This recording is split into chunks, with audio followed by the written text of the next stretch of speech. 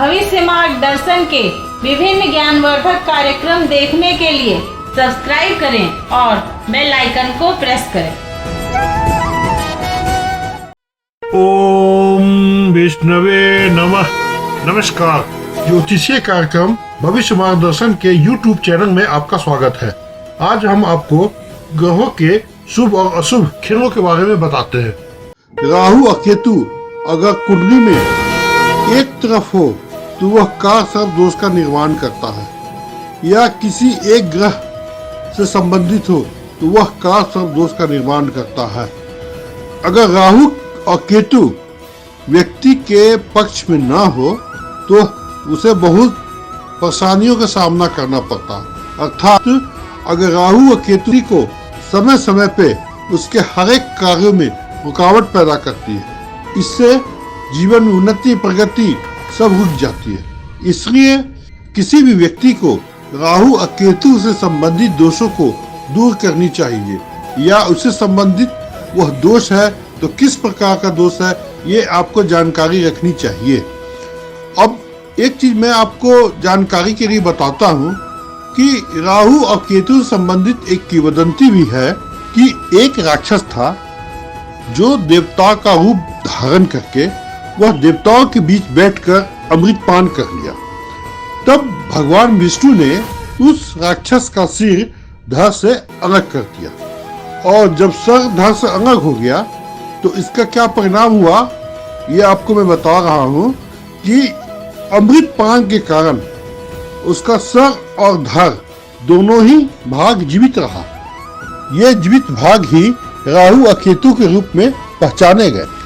अब इस राहु केतु का माता पिता का नाम मैं बता रहा हूँ कि राहु के पिता का नाम प्रचिति और माता का नाम सिंहिका है। और राहु का जो रूप रेखा है वह उसका रंग काला है, मुख उसका भयंकर होता है, और वो राहु सिर पे मुकुट धारण किए रहता है, और उसके गले में माला भी होती है। शरीर में काला वस्त्र धारण करते हैं। अब मैं आपको ये बता रहा हूँ, किसी जातक की कुंडली में अगर कार सर्प दोष बनता है तो वह कैसे बनता है, अर्थात वह किस स्थिति में बनता है, किस परिस्थिति बनता है, और उसका क्या दुष्प्रभाव होता है, और साथ में कार सर्प दोष कितने प्रकार के होते हैं। लेकिन इससे पहले अगर आप मेरे चैनल को सब्सक्राइब नहीं किए हैं तो आप सब्सक्राइब कर दें और साथ में बेल आइकन को दबा दें। हम सभी जानते हैं कि किसी भी कुंडली में 12 भाव होते हैं।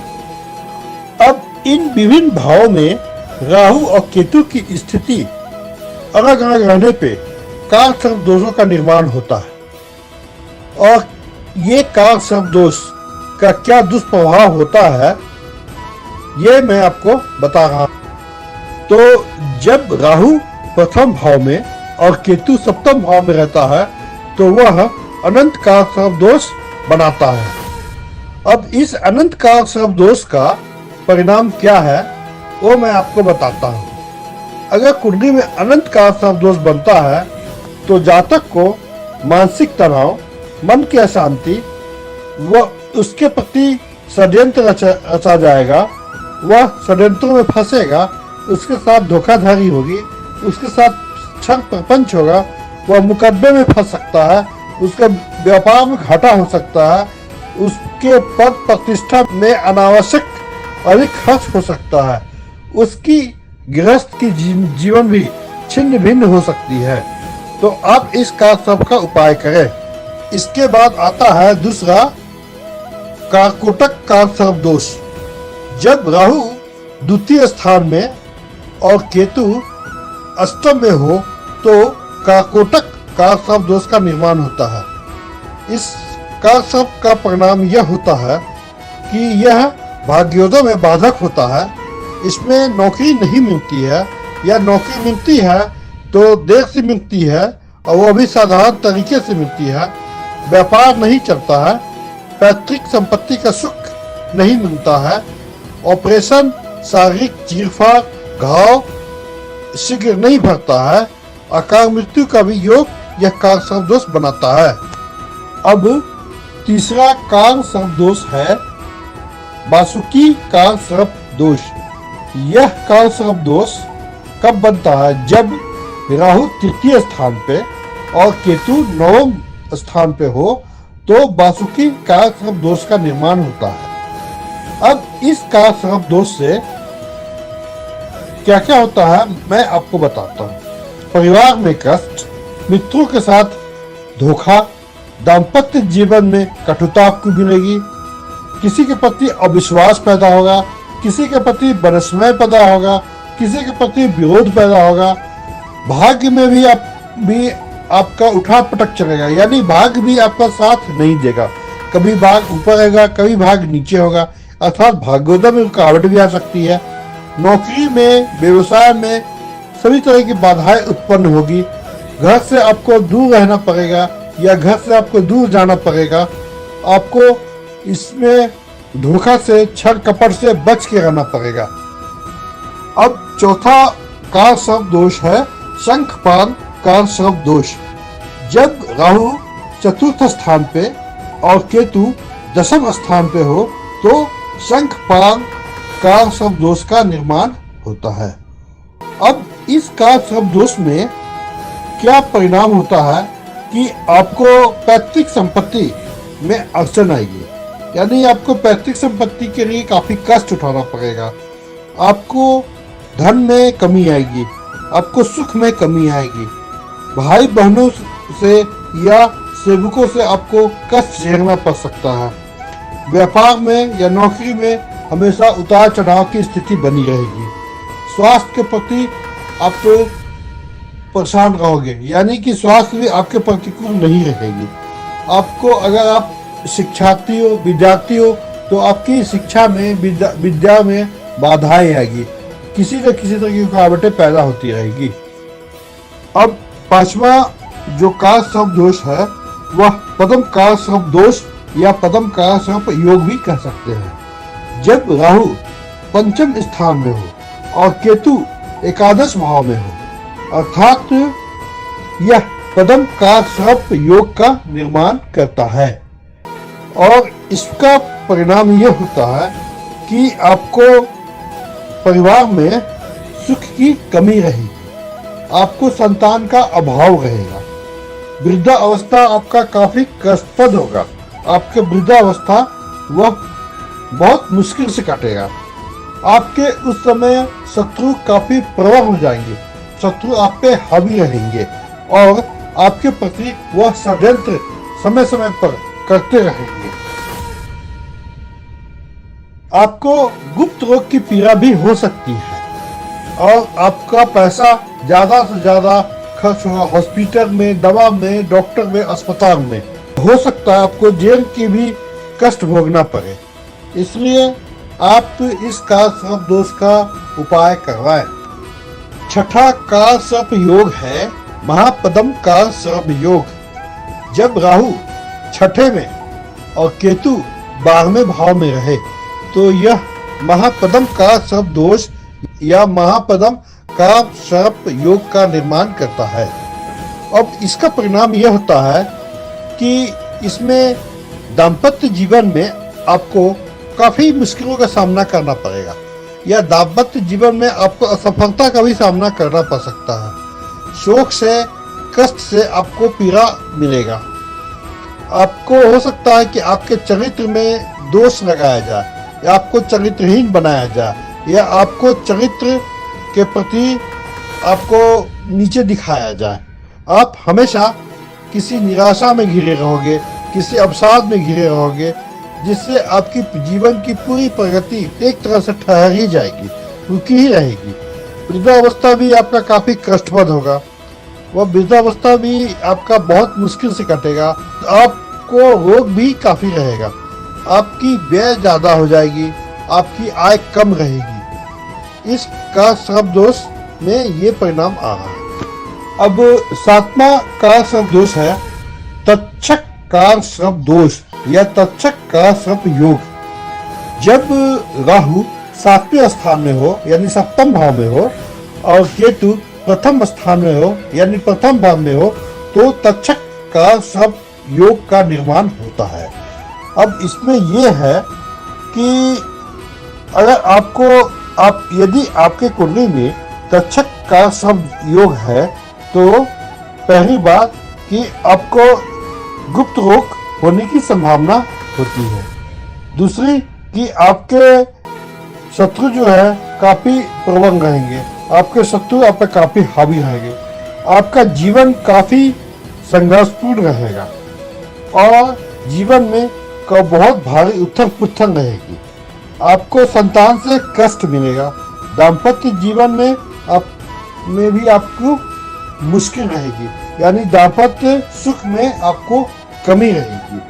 और इस सब के अलावा आपको तरह तरह की पीड़ाओं का सामना करना पड़ सकता है। अब 8वां काल सर्प योग है कनिक काल सर्प योग, अर्थात जब राहु अष्टम में हो और केतु द्वितीय भाव में हो तो यह कनिक काल सर्प योग का निर्माण होता है। अब इस कनिक काल सर्प दोष में यह होता है कि आपके कुटुंब में कलह पैदा हो जाएगी, यानी आपस में आपके जो संबंधी है उसमें मतभेद पैदा हो जाएगा और आपकी आलोचना शुरू हो जाएगी, आपको अपयश मिलेगा और आप अपमान से घिरे रहोगे, आपको उपेक्षा भी मिल सकती है। आपका जो दाम्पत्य जीवन है वह संतान सुख से वंचित हो जाएगा, अर्थात आपको संतान होने में काफी मुश्किलों का सामना करना पड़ सकता है और आपको सुख में कमी होगी। पिता की ओर से जितने भी कुटुंब परिवार है वो उससे भी कष्ट होगी और आपको आर्थिक विषमताओं का यानी पैसों की कमी का सामना करना पड़ सकता है। अब 9वां काल सर्प दोष है या 9वां काल सर्प योग है शंखनाद काल सर्प योग। जब राहु की स्थिति 9वें भाव में हो और केतु की स्थिति 3य भाव में हो तो शंखनाद काल सर्प दोष का निर्माण होता है या इसे शंखनाद काल सर्प योग भी कहते हैं।